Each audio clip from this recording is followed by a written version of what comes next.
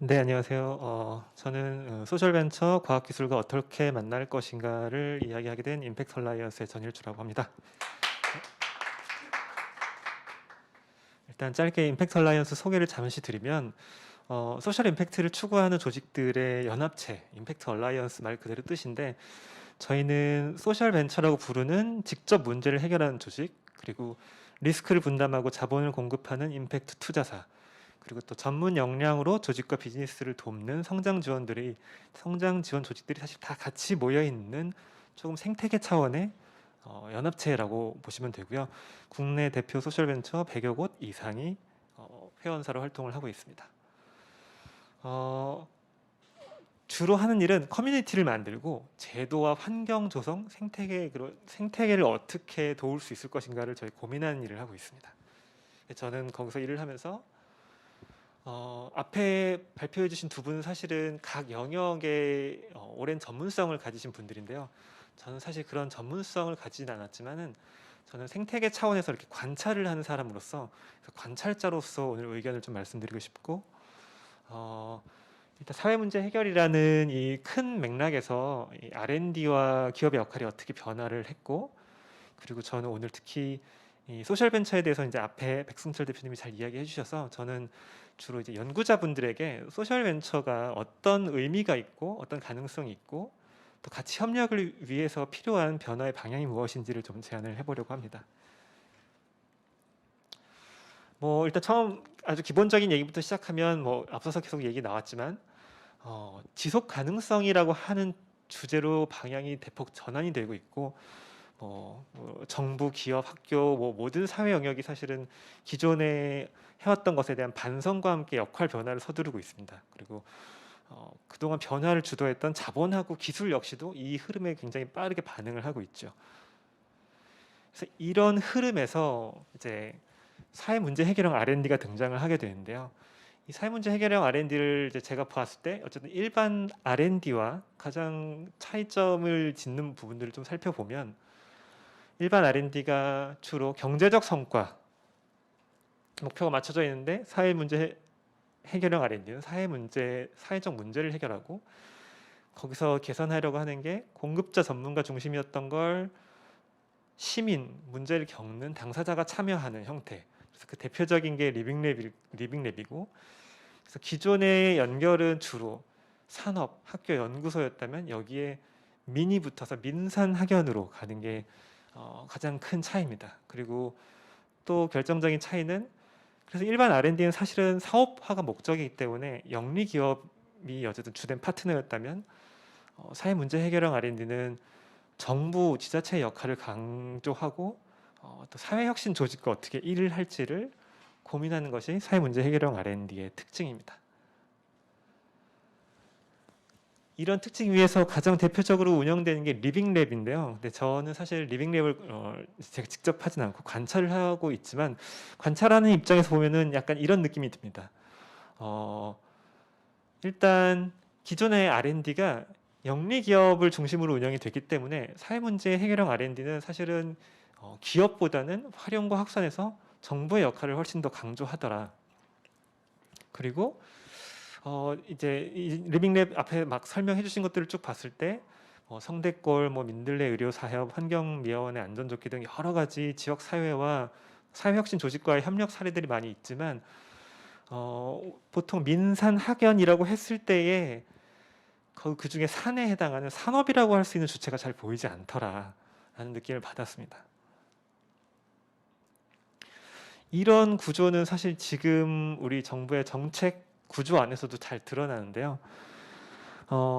이 지속 가능성과 사회 문제 해결이라는 과제가 전 사회적 과제가 되면서 정부의 각 부처마다 사실 이런 것들을 지원하기 위한 사업을 가지고 있습니다.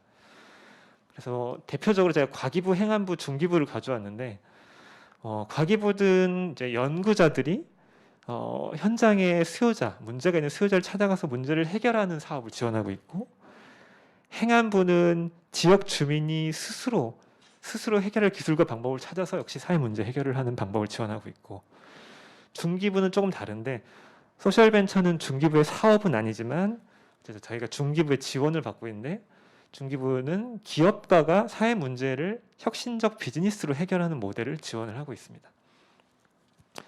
근데 앞서 말씀드렸던 것처럼 사회 문제 해결형 R&D는 민산 학연 중에서 산보다는 민과 학연이 더 만나는, 사실 리빙랩 프로젝트를 보면 그런 경향들이 강하고, 그래서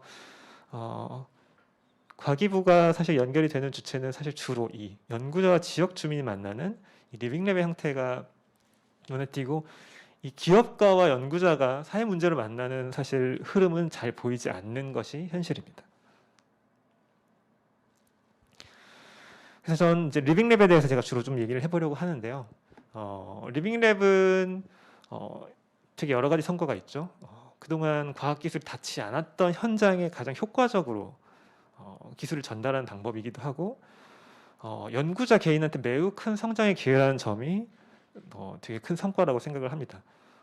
이걸 한번 이제 경험한 연구자의 경우는 사실은 그 이전으로 돌아갈 수 없을 만큼 되게 일종의 껍질을 깨고 나오는 느낌의 이제 경험을 한다라고 느낌을 받는데요. 근데 반면 리빙랩에 대한 비판점도 있습니다. 이것이 사회 문제를 해결하는 사업으로서는 사실 효율적인 모델은 아니다.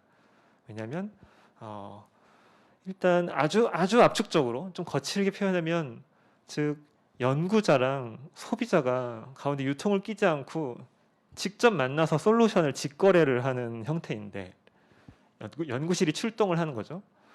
근데 심지어 그 연구자와 지역 주민이 만났을 때 굉장히 말이 안 통하죠. 서로 전혀 다른 세계에 살고 있고, 사실 외국인이라고 했지만 거의 외계인에 가깝지 않을까 생각을 합니다.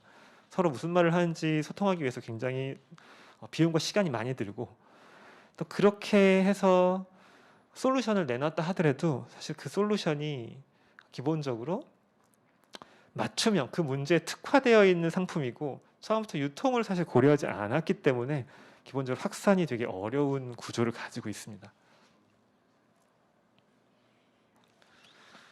그럼 이것을 어떻게 해결할 수 있을까? 이제 이거에 대한 고민을 하는데, 연구자가 사실 그것들을 다 극복할 수 있으면 물론 좋겠죠. 소통도 할 수 있고 유통, 확산 이런 것들을 같이 다 풀어낼 수 있으면 좋겠는데, 사실 그런 건 그러기는 굉장히 어렵습니다. 이건 마치 농부가 농사만 짓는 게 아니라 유통, 판매, 홍보, 마케팅, 서비스, 소비자 상담 이런 것까지 다 맡아서 하는 것과 비슷한 거죠. 사실 그렇게 돌아가기는 굉장히 어렵습니다. 그래서 문제 해결을 위해서는 다른 산업과 마찬가지로 협력이 필요한데, 사실 그 협력이라는 게 늘 현장과 소통하고 솔루션의 유통과 확산을 고민하는 전문가는 사실 있죠. 우리가 알고 있는 기업가라고 부르는 사람들이 사실은 어떤 이런 사회 문제를 해결하는 솔루션을 만들었을 때 그것을 연결해 줄 수 있는 위치인데, 이 사회 문제 해결형 R&D에서는 이 기업가라고 하는 것의 필요성은 알고 있지만 사실 그 주체가 잘 보이지 않는다는 것입니다. 그러면 그거 알겠어. 근데 그러면 그 문제를 제기해서 지금은 뭐가 달라졌는데, 그리고 그러면 니네가 얘기하는 소셜 벤처는 뭐가 다른데? 라고 이야기를 하면, 일단 소셜 벤처는 기존의 사회적 경제 기업과 조금 다른 차원으로 올라선 생태계를 만들고 있습니다. 기존에 그러니까 우리가 보통 사회적 기업 혹은 협동조합 이런 여러 가지 사회적 경제 조직이라고 부르는 곳들이 이제 한 역사가 10년 정도 되는 것 같은데요. 10년이 좀 넘었죠. 근데 이 역사들을 돌이켜 보면 처음에 이 조직들이 등장했을 때는 사실 사회 문제 해결에 대한 시장 자체가 거의 되게 적었고요. 그래서 정부가 운영 기반을 마련해 줘서 운영을 시작을 했습니다. 그리고 이것을 하는 주체들도 본인이 어떤 비즈니스나 산업을 한다는 의식도 있지만 사실 많은 부분 연대랑 공공성을 강조한 성격을 가지고 있었고, 그렇기 때문에 공공구매나 정부 지원의 어떤 환경에 맞춰서 생존을 했었죠. 그래서 결론적으로 보면 기존의 사회적 경제 기업들은 기업의 틀을 하고 있었지만 기업으로의 성격이 약했었던 것도 사실입니다. 이 소셜벤처라는 새로운 생태계는 뭐가 다르냐면, 일단 사회 변화를 바라는 시장의 규모가 커지면서 굉장히 자연스럽게 성장을 하게 됐습니다. 그리고 또 가장 큰 차이점 중에 하나는 투자가 본격적으로 이루어졌다는 건데요. 사회 문제 해결을 위한 임팩트 투자가 발달을 하면서 이제는 이렇게 사회 문제를 해결하는 기업에게 자본이 본격적으로 연결이 되기 시작을 했습니다. 그래서 이 앞서의 사회적 경제 조직들과 조금 다르게 비즈니스를 통해서 사회 문제를 해결하는 것에 굉장히 집중을 할 수 있는 기업들이 나타나게 됐고, 사회 문제 해결에 본격적으로 자본과 기술을 끌어들이는 산업으로서 일종의 생태계가 만들어지게 됐습니다. 그래서 기존에는 사실 연구자들이 사회 문제 해결을 R&D의 필요성을 느끼고 민간에서도 그런 수요 같은 것들이 계속 생겼지만 기업이라는 부분이 있어서 생태계가 약했던 것이 사실인데, 이제 소셜 벤처가 등장을 하면서 이 민산 학연의 콜라보를 할 수 있는 어떤 본격적인 구조가 갖춰지기 시작한 거죠. 근데 여전히 문제는 있습니다. 이런 구조가 갖춰져 있지만 사실 협력이 잘 안 되고 있는데요. 지금의 모습은 약간 이런 식으로 운영이 되고 있습니다. 사회 문제를 가지고 있는 현장과 사람들이 있는데요. 거기에 과학기술 연구자들은 리빙랩이 사회 문제 해결형 R&D를 통해서 또 이렇게 별도로 연결되고 따로 만나고 있고, 소셜벤처는 또 거기에 미션을 가지고 있지만 또 과학기술과 잘 연결되지 못하고 또 따로 만나고 있죠. 그래서 한쪽은 그것을 성과를 만들어내는데 어떤 운영이나 자본에서 어려움을 겪고, 또 한쪽은 이 어떤 문제를 해결하는데 지식이나 기술에서 어려움을 겪고 있습니다. 이 구조를 이제 이렇게 바꿔보자는 거죠. 그 리빙랩이라고 하는 열린 실험실이라고 하는 방법론하고 소셜벤처라고 하는 비즈니스를 통한 문제 해결이라는 방법론을 합쳐서 조금 더 전체적으로 봤을 때 사회 문제 해결이라는 목표를 두고 가장 효율적인 구조를 찾아보자. 어떻게 하면 우리가 전부 합쳐서 가장 효율적인 구조를 갖출 수 있을까를 고민해 보자는 겁니다. 그래서 지금 방금 말씀드린 것처럼 그러면 이렇게 하면 되겠네. 과학기술 연구자들이 사회 문제 해결에 필요한 어떤 기술이나 이런 것들을 갖고 있으니까 그걸 소셜벤처랑 연결을 해서 이 소셜벤처가 그것들을 잘 사업화를 시켜서 성과를 낼 수 있으면 되겠네. 간단한 거 아니야? 라고 이야기를 할 수 있습니다. 근데 사실 이게 구조는 쉬워 보이지만 실제로 현장에서 협력이 잘 안 됩니다. 앞에서 이제 백승철 대표님이 여러 가지 그 소셜벤처 입장에서 여러 가지 문제들을 지적을 해주셨는데요. 포인트는 어쨌든 이것을 뭐 제도나 의무로 만들어서 강제로 돌아가게 할 수도 있겠지만 사실 그것보다는 이것이 자연스럽게 돌아갈 수 있는 환경을 만드는 것이 중요하다고 생각을 합니다. 그래서 저는 그 환경의 그 대표적인 이 두 가지가 필요하다고 생각을 하는데요. 하나는 자발성이고 하나는 중개자입니다.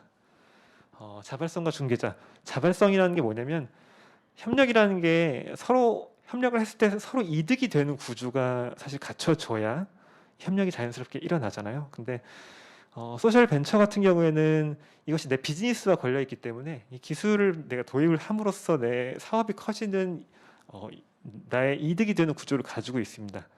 근데 이게 연구자에게는 어떤 도움이 되는가? 사실 이 부분이 조금 풀어야 할 숙제라고 생각을 합니다. 그러니까 연구자들이 더 적극적으로 사실은 이 소셜 사회 문제에 관심을 갖기 위해서는 이 활동들이 커리어에 도움이 되는 실적으로 반영이 될 수가 있어야 되는데 사실 지금은 그런 것들의 평가가 굉장히 다르기도 하고요. 가장 중요한 뭐 매출, 뭐 논문 실적, 뭐 이런 것들하고 사실 직접 연결이 잘 안 되는 것들이 있죠. 그래서 이런 것들을 이제 소셜 벤처와 협력해서 그런 기존에 부족했던 부분들을 매출이나 영향력 모두에서 인정받는 사례를 만들어야 된다고 생각을 하고, 그를 통해 인식을 바꾸기 시작해서 이것들을 계속 선순환을 만들어야 된다고 생각을 합니다. 이 부분은 뒤에서 토론을 할 때 조금 더 자세하게 얘기를 한번 나눠보고 싶고요. 그리고 또 하나는 이제 중개자인데, 앞서도 잠깐 계속 얘기가 나오지만은 사실 과학기술이 서로 다른 영역이 만날 때 서로 소통을 하는 게 굉장히 어렵습니다. 근데 포인트는 사회 문제를 고민하는 사람이 기술을 아는 것보다 기술을 아는 사람이 사회 문제에 관심을 갖는 쪽이 조금 더 합리적입니다. 왜냐하면 과학기술은 되게 기초부터 쌓아야 되기 때문에 중간에 갑자기 배울 수가 없는 지식이거든요. 그래서 이런 사람들을 과학기술인들 중에서 어떻게 하면 이런 소셜 임팩트에 관심을 갖고 연결해 줄 사람을 전략적으로 키울 수 있을까? 이 부분이 해결이 돼야 된다고 생각합니다. 정리를 하자면 소셜 반처라는 새로운 사회 혁신 방법론이 등장했고 협력을 만드는 게 더 효과적인데 협력을 위해서는 가능한 환경을 만들어야 된다. 그러면 리빙랩은 어떻게 바뀌어야 될까? 이렇게 생각을 합니다. 앞으로 사회 변화의 흐름에 따라서 사실 사회 문제를 해결하는 건 점점 더 일반화가 될 겁니다. 일반 R&D라고 할지라도 사실은 다 사회 문제 해결을 위한 성격이 추가가 될 텐데요. 그러면 사회 문제 해결형 R&D라고 하는 이제 별도의 트랙이 이제 직접 문제를 해결하는 트랙이 아니라 그런 것들을 앞서서 촉진하는, 그래서 영감을 주는 사례를 발굴하고 그다음에 저런 중개자들을 키울 수 있는 교육 프로그램으로서 리빙랩이나 사회 문제 해결형 R&D와 리빙랩이 포지션을 좀 바꿔서 일종의 마중물을 만드는 역할로서 전환을 해야 되는 것이 아닌가라는 생각을 해봤습니다. 네, 제 발표는 여기까지입니다. 감사합니다.